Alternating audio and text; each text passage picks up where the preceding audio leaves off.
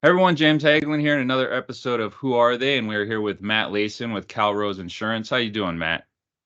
I'm doing good. How are you doing, James? Oh, pretty good. So what city do you live in? Let's just start off with that. Yeah. I've been a local Washington native for pretty much my entire life, and right now, me and my wife are living in Marysville. Sweet. How long have you lived in Marysville? Oh shoot, 3 or 4 years. It was yeah, I want to say it was like back end of 2019. Okay. So since you've been in Marysville, what's your go-to place to eat? Um, it's kind of funny because like one of the places that I really liked is actually a place that got shut down in the pandemic, but um lately me and my wife have been really it's not even a local chain, but for some reason this place is just different, is the Hop and Drops, kind of by Okay. Costco, just a little bit Yeah. north. I don't know what it is, but like I don't know if it's the team, the management, what, but every time I go in there, they like the staff is like truly some of the nicest, happiest, like just helpful people I have experienced in any sort of just like restaurant. And so I always love going there, and it's super good food. And then also another place that I like to go to, there's the Village Tap House. I do a lot of like business lunches and stuff there, which is a great spot in the local area. And then the last one, it's not food, but I freaking love it, is Five Rights Brewing. They make awesome beer, and that was kind of one of the things that, because I moved to Marysville from Kirkland, and there's a lot of stuff going on in Kirkland. You're close to Bellevue, Seattle, so there's a lot of things you can do. So when we're moving north, I was kind of like, my God, we're gonna lose a bunch of stuff to do, and that was actually Five Rights was one of the places like, oh, there's a brewery here. Okay, no, I can live here. I can make this work. So how long did you live? You grew up in Kirkland then? No, actually, I grew up in Monroe. Kirkland was where me and my wife met. We went to both went to Northwest University, met there in Kirkland and loved the area. So we stayed there for a little while, had a condo, and it worked out because my previous job often took me into downtown Seattle. So I needed to stay, kind of have some proximity to Seattle. Okay. Yeah, so the Five Rights Brewery there, and then the Village, they have great breakfast there. Hmm. Gone to breakfast several times there, and then the Hop and Drops. I went for breakfast up there too. So you're a breakfast guy. That's like Yeah, that's your I'm thing. like, where can I have breakfast? See, me, I'm like barely conscious in the morning. That's one of the reasons why like I have this obscenely large coffee mug, is because I practically mainline caffeine. It's I like to call it socially acceptable chemical dependency. What else do you like to do for fun in the area? I mean, down south, down in the east side. I mean, Hmm. how about up here in Marysville, Canada? In Marysville, Canada. Yeah. One of the things that I do enjoy, I like to. It's kind of funny. Actually, me and my father, we like to go out shooting every now and then. So there's a range up north. It's like I think it's called Norpoint or something like that. Yep, yep. So that's something that I like to do for fun. Obviously, go out and have a beer. But really, it's kind of funny. Part of it, I'm sure, part of it also had to do with the fact that we moved into the house not too long before the pandemic really got going. So because of that, me and my wife, like we're still discovering stuff in Marysville, but we're also a bit of homebodies, do a lot of stuff at Yeah. home. You're like, "Oh, there's that place. Let's go there." Someday, Yeah. someday. So what do you do? You're in your office right now. What do you do for work? So my job is I work at Calrose Insurance. So we're an independent insurance brokerage, means we work with a whole bunch of different insurance companies, and it's not by accident. I'm actually a fourth generation insurance agent. So of course, and it's kind of funny. There's this thing about insurance that it's a bit of a joke that nobody ever plans to go into this industry. You just kind of end up here, and that was the case for me. And my previous career was in audio engineering and live event production, and that was going great. I was having a lot of fun at it, but it just wasn't going to fit the lifestyle.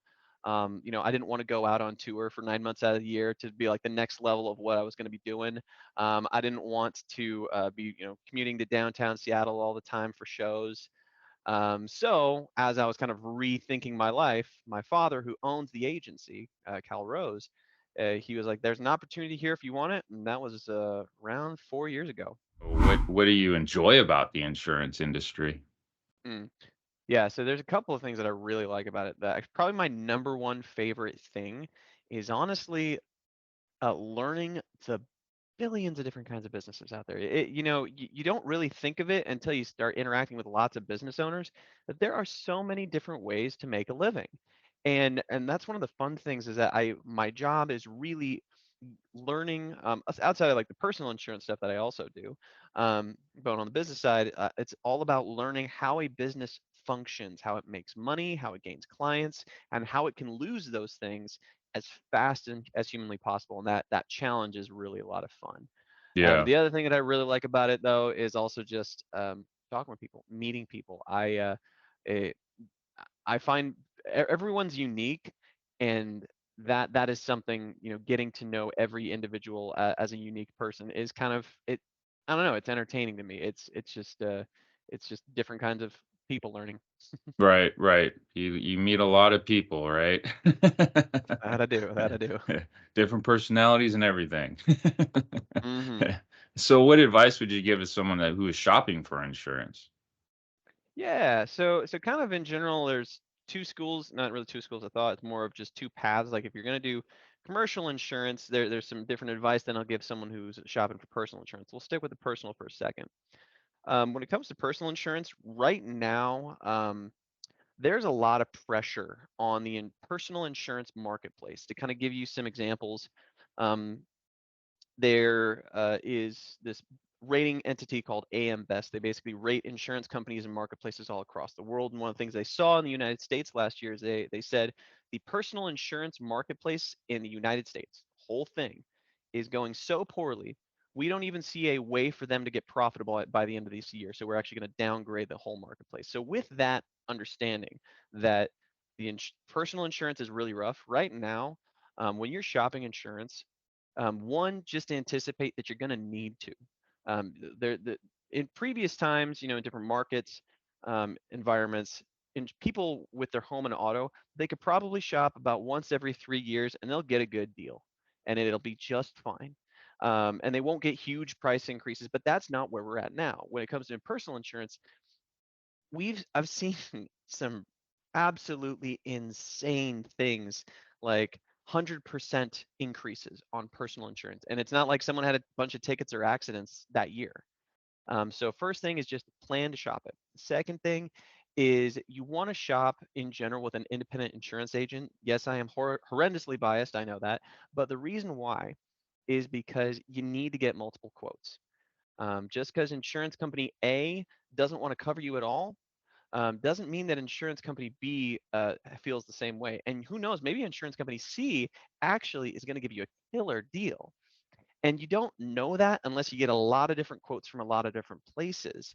And especially when prices are going up so much, like I said, 100% increases that I have actually seen on people's policies. You need that. You need multiple quotes from multiple places. And you also need an expert to tell you, oh, yeah, this insurance company isn't hacking out coverage in this place. Because that's when people shop on their own. That's a very easy mistake to make is everything looks the same, but there are a lot of little nitty-gritty details when it comes to personal insurance. Mhm.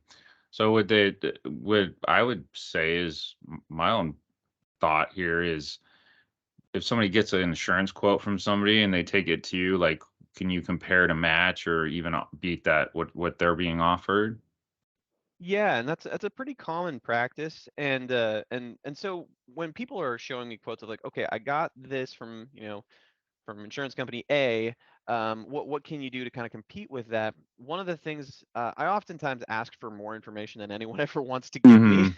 but part of that's because I need to know the person and I need to know their life in order for my advice to be meaningful. I can't if I can't advise you about the risks of having two different parcels owned by the same person, but you only have insurance on the home that's on one parcel. Mhm. There's a really specific thing where you could, if that other parcel isn't named on the policy, there any liability, so trip and fall, kid falls down, for whatever reason, hurts themselves on that parcel, if a liability isn't extended over to that other one, it's not going to happen. You will be on your own if there's a lawsuit. Those kinds of details are things that I like to dive into when it comes to, quoting, apples to apples, as everyone loves to say, Mhm. because those little specifics, they mean a lot. And because you want the insurance to actually do the thing that you expect it to when you need to use it. Mhm. So let's go back to what do you read books, podcasts? What do you recommend? Oh, me personally, I don't read a lot of books. I probably should. Everyone badgers me about that because I do like reading and I love information and knowledge, but reading is just not one of my favorite ways. But yeah, podcasts are fun. I like Gary V podcast. That was one that I did recently. Uh, Who influenced you growing up or now? yeah, so influences obviously my family. My father's been a huge influence on my life. And in a very positive way, which has been awesome. But yeah, influences now. That's actually something I pay attention to a lot because I don't attribute a lot of influences to like celebrities or political figures or anything like that. I'm very aware of the fact that you are the assembly of whatever 10 people you hang out with the most. Mhm. And so that those are the people that I'm aware of, like, I can start naming off my friends, like, those are the people that have, like, a lot of influence on my life, and so what I'm trying to do right now in this stage of my life where, I'm trying to, build business, I'm trying to work in this agency with the goal of me eventually taking it over someday, that I need to be really cognizant of that. I need to have good influences in my life. So I have like a lot of I'm trying to develop more business owner friends, entrepreneur friends that can help call me out on my crap, that I can learn stuff from. So that's those are Accountability. Yeah. yeah. So that's kind of those are the kind of people that I'm getting influence from these days, and that's an intentional choice. Right, right. Well, we'll have your contact information, of course, below, and people can contact you. But what would you like to leave the audience watching on as far as insurance and stuff like that? Yeah. So when it comes to insurance stuff, just the big thing is just to expect the prices are going up, and you have to do some proactive stuff to find something better.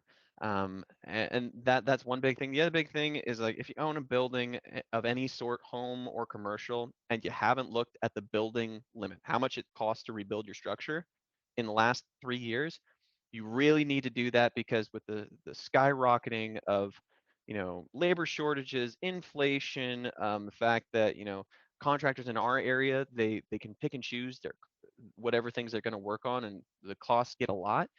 um, that's why you want to look at that cost to rebuild because it may be way less than it should be. It's not been uncommon to see lots of buildings underinsured by over $100,000. Hmm. Well, thanks for your time, Matt. I appreciate it. And if you guys have any questions or anything like that and want to reach out to Matt, his contact information description below. Thanks again, Matt. Have a nice day. Yeah, thanks James for having me. It was fun.